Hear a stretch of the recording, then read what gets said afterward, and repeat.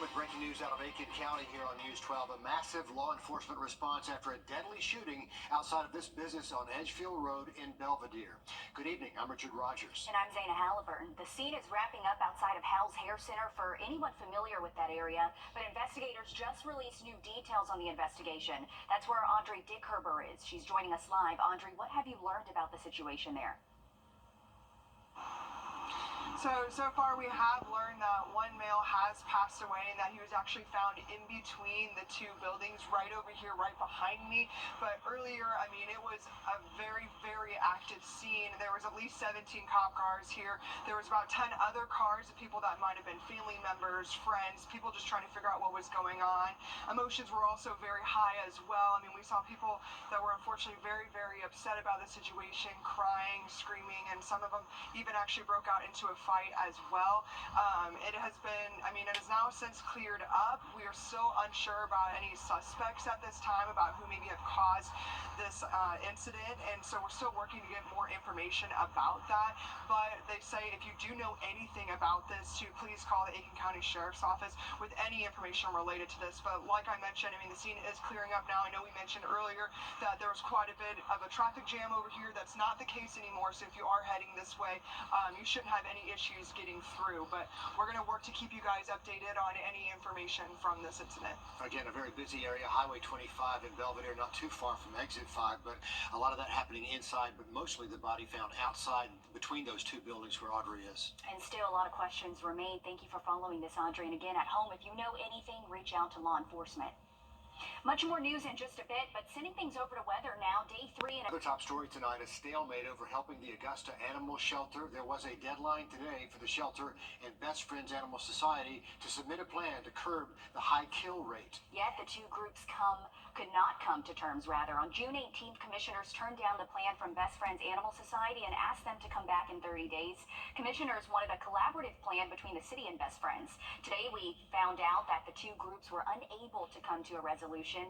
Instead, James Hill, the director of the Augusta Animal Shelter, offered up an action plan to increase positive outcomes. And that plan includes requiring more effort from owners who surrender their pets, incentivizing microchipping, a heavy spay and neuter promotion, mobilizing their adoption van, and implementing a Safe Pets Mondays. So Commissioner Sean Franham says it seems the two groups working together is not likely, and whether the groups reconvene, that's still up in the air.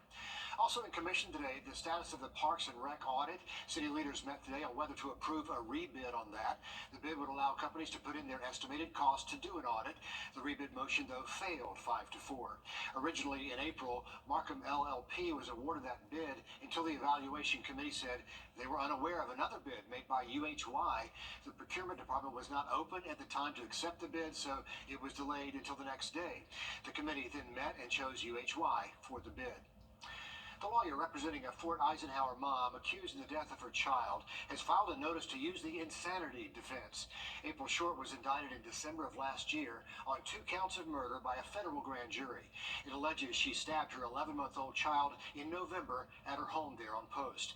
In May of this year, we learned from court documents, a doctor says during her mental evaluation, she showed what they call worrisome symptoms of psychosis and showed dramatic improvement after taking medication. We are tracking the story. We'll update you as it moves through the legal system. On your sideline. As we get closer to the weekend, the competition is heating up on the court over at Peach Jam. The one and only Dawn Staley stopped by to soak in everything Peach Jam has to offer with some great basketball action. There are a lot of talented kids playing this year who have familiar last names because of their family's connection to the NBA, and these famous twins are right up there with the best of them.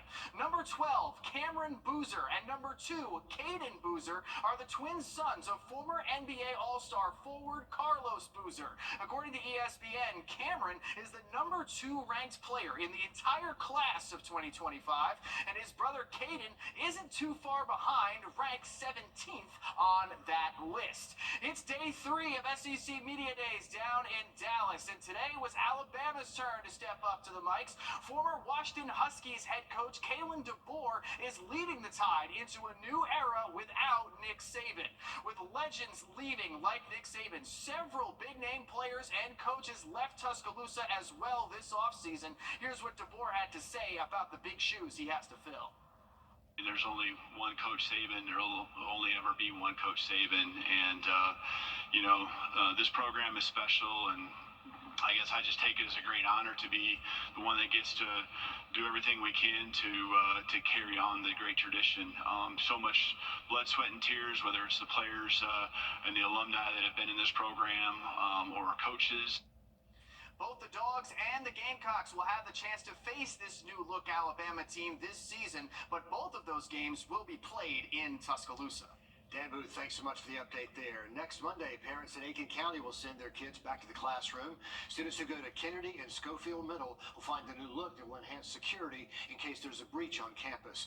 Jada Walker shows us how it works. A school is right around the corner for many students in our area. One local school district has added new safety protocols for the entire district. In some schools in Aiken County, you used to be able to walk straight down the school hallways, but this year, Aiken County School Director of Security and Emergency says there are some changes. In Schofield got what we call vestibules. Vestibules are an additional layer of security that prevents access to the building where our students and our faculty are. Adding vestibules to schools is one part of the safety plan for the Additional district. layer of security. It's not the foolproof plan, but it is an additional layer, so we are always looking at ways to improve security. But another safety improvement is that all schools will change the language used to respond to school emergencies. Is adopted through the I Love You Guys Foundation, and it has 5 action plans that we will follow for responding to emergencies. And these new phrases are hold, secure, lockdown, evacuate, and shelter, which will help students to know how to respond in different scenarios. All these changes are for one reason. We want them to be able to come to school and learn without the fear of worrying about whether their school is safe or not. And with new security and new safety protocols, Vicki Gaston hopes this school year is off to a safe start. Reporting in Aiken, Jada Walker, on your side. In the upcoming years, more schools will have these vestibules added to them, but the end goal is for all schools in Aiken County to have them. Still to come here on News 12, how 2 locals are being honored for their fight against a rare form of brain cancer. Why that happened in a hangar at the airport. And we have seen really strong wind gusts with some of these storms today, and we are going to continue those storm chances into this evening. Have a look at that in the rest of the week's forecast just after the break. Time and temp, brought to you by your First Alert weather team. Just a little bit cooler for us, but definitely keep an eye to the sky for afternoon storms each day. Thanks for that, Riley. 2 Augustans are being honored on Glioblastoma Awareness Day. It's an aggressive form of brain cancer that about 10 to 11,000 people in the U.S. are diagnosed with each year. This plane behind me belonged to Brad Kaiser, who has now sold it to Augusta Aviation, where a special dedication ceremony took place. Today, community members gathered at Daniel Field Airport to recognize Kaiser and Rachel Mack for their service in the community. Brad Kaiser's love for aviation started as a kid. He later became a pilot, sharing his love of aviation with the youth. Well, I'm on the board of directors of Boys and Girls Clubs, and one of my passions has been helping kids in the Boys and Girls Club have a chance to fly. He decided to sell his plane to Augusta Aviation after being diagnosed with glioblastoma. Augusta Aviation dedicated Kaiser's Piper J3 Cub plane with a gray ribbon decal placed on it in support of glioblastoma awareness. The plane will now be used in flight training. He took it a step further, and he wanted to make sure that the opportunities were in place for these students to succeed if they really had the drive to do so. You know, each time we get a new student out here that's going to do primary training and they get in that airplane, you know, Brad's legacy is going to live on. Rachel Mack was diagnosed with glioblastoma in May. She plays a major role in the Daniel Field and General Aviation Commission teams offering legal counsel. 9 years later, she submitted her resignation letter and was honored for her hard work. People that work for Augusta, the people in the Augusta community who I've met throughout the years, everyone has been such a blessing to my life, so thank you so much. Dr. Gerald Wallace says glioblastoma is the most common form of brain cancer. He says about 350 people in Georgia are diagnosed every year. The prevalence is not too much different. So what that means is people aren't living long enough to accrue a group of people in Georgia who have this disease. So we need to work a lot harder to find a cure or some way to improve the outcomes. For Rachel Mack, she says raising awareness is important. If you have any issues, I would say that are different from your normal issues, you should get that checked out immediately. And really just some great words of advice from Rachel. She was actually experiencing daily migraines, which led her to see a doctor. And then, of course, she was later diagnosed. Both Rachel and Brad Kaiser are receiving treatment. That can include surgery, radiation, and chemotherapy. As for the airplane, keep an eye to the sky. They say you might see it when those students are training. You won't miss it. It's that bright yellow spot in the sky. It's really a nice plane. Great tribute to him. Great way to give back to those students. Still ahead, rising costs for parents with babies has groups coming together to help. We explain next on News 12 at 6 o'clock. First Alert Radar, powered by Jim Hudson Automotive Group. This is our Lazy boy. Long live the lazy. New and experienced parents may be getting sticker shock from the cost of diapers. And here at home, work is being done to help parents with this baby essential. Julia Sevens explains. Diapers, wipes, car seats, anything baby related is something that's just driving costs up the roofs for many families in Augusta. I mean, you can just see the effects of it right here. The health department is just wrapping up their diaper day for people in the community to come out and grab resources for their families. I want to be prepared. I want to be able to say, I did this by myself and I was able to provide for my child. As an expecting mother, Zykira Campbell says it's easier said than done. It's just like hard for pregnant women to find a job, basically, is how I feel. Because the moment they find out you're pregnant, they're not calling you back. Campbell says she's joining the line of mothers to get everything she needs while she can. You gotta prepare for your baby get sick, your baby can't outgrow clothes, you gotta prepare for everything. So it's like, you never know.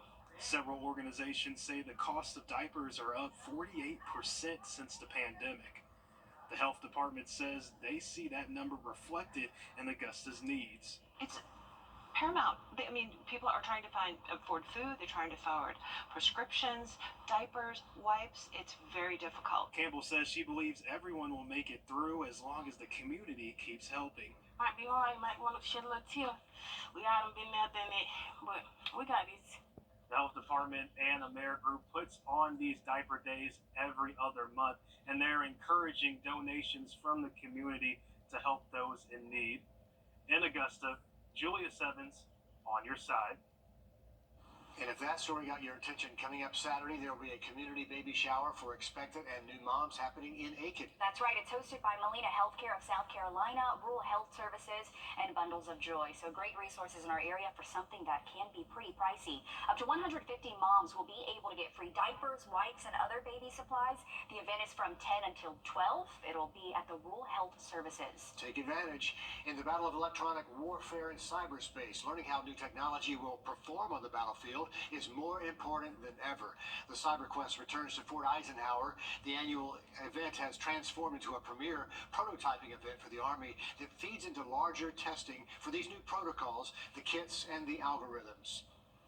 We have a network, right, to provide to the warfighter tactical radios, satellite communications back to a large infrastructure. And that's got to be mobile, it's got to be survivable, they've got to be able to talk to each other at 3 o'clock in the morning in the rain while under fire or having to move. We have to be able to defend those communications. So cyberspace operations is critical. So much technology on the battlefield now. They had about 19 vendors at that event today. This relentless heat has everyone looking for ways to cool off and refresh. Out in North Augusta, you may have passed by a lemonade stand called the Main Squeeze on Carolina Avenue. Just like summers in the past, Emma Key is spending her final days of summer vacation treating customers and donating the profits to charity. When we first checked in with her, she took the money to the grocery store to buy canned goods to fill her local blessing box. She plans to do the same this year and donate some funds to Zeus's Crusaders. Because I figured, why not keep money for yourself when you can help people that don't have enough money to help themselves?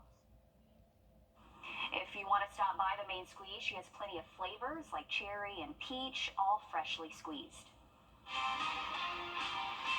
Some breaking news now from Washington and the White House just coming into our newsroom. President Biden testing positive for COVID earlier today following his first event in Las Vegas. He's vaccinated and boosted, and he's experiencing mild symptoms. He'll be returning to Delaware, where he will self-isolate and will continue to carry out all of his duties fully during that time. That means the speech planned for tonight is canceled. The White House will provide regular updates on the president's status as he continues to carry out the full duties of the office while in isolation. Looking ahead to the weekend, we are expecting high temps to be just a little bit below average. Highs close to 90, and each afternoon has a decent chance for a few storms. Now, a quick look at radar in that 7-day just after the break. Your safety comes first with the First Alert Radar. We'll take a look at our Grovetown cam. This is looking westbound down I-20. You can see some very tall thunderstorms. This is now impacting some of our western counties. And if you're heading out tonight, keep in mind there is going to be the opportunity for more of these strong thunderstorms around. We do have the sea breeze front moving inland. We also have a boundary of storms just moving in from the west. So we're going to have a good recipe to see these storms continue. Take a look at it on our radar network. A very intense line of lightning now approaching portions of Tolliver and Hancock County. That's going to be making its way into Warren and McDuffie County next. So heads up Thompson, Warrenton, Norwood, even downtown Washington up there in Wilkes County. You may be able to get clipped by that thunderstorm out there. If it holds together, we could see it later tonight here in Augusta. But since we have seen some rain here earlier, that kind of mixed us out and may kind of battle this storm from looking as impressive by the time it reaches us. But storms around through around midnight tonight, and we'll see many more storms over the next several days. And we'll be tracking all of that live at the top of the hour over on 26 News. And then join us back on News 12 at 11.